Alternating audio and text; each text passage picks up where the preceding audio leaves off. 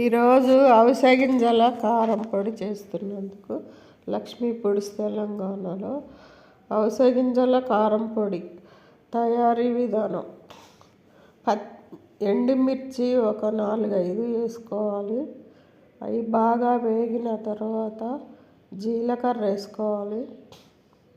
తగినంత జీలకర్ర వేసి కొంచెం వేపుకొని ఆ తర్వాత మంచిగా దోరగా వేగినాక దాల్చిన చెక్క వేసుకోవాలి. కొంచెం అంత సర్ది దగ్గు అవి రాకుండా ఉంటాయి చలికాలం. ఆ తర్వాత కొన్ని పప్పులు వేసుకోవాలి.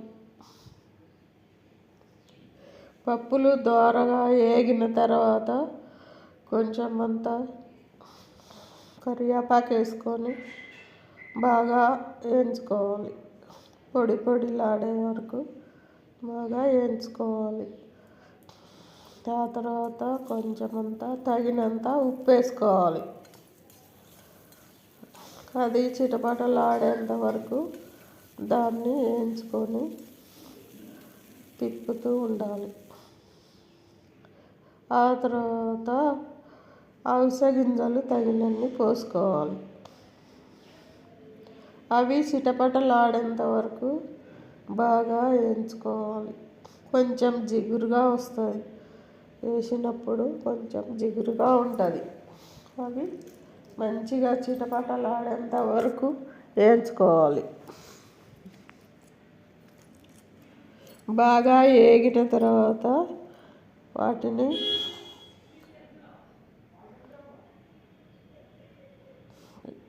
చల్లార్చుకోవాలి. పసుపు కూడా వేసుకోవాలి. దాన్ని వేసుకోవాలనుకునేవారు వేసుకోవచ్చు, వేసుకోకపోయినా ఏం లేదు. తర్వాత బాగా చల్లారినవి తర్వాత మిక్సీలో వేసుకొని పొడి చేసుకోవాలి. కొంచెం అంతా చింతపండు వేసుకోవాలి. చిన్న చిన్న రెక్కలు తీసి చింతపండు కొంచెం అంత వేసుకుంటే బాగుంటుంది. వేగి చల్లారినవి మిక్సీలో వేసుకోవాలి.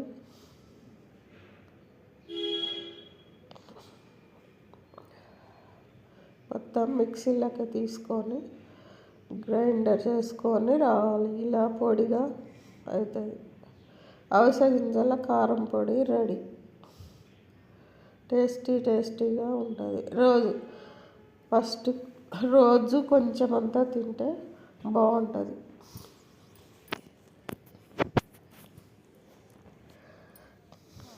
చాలా టేస్టీగా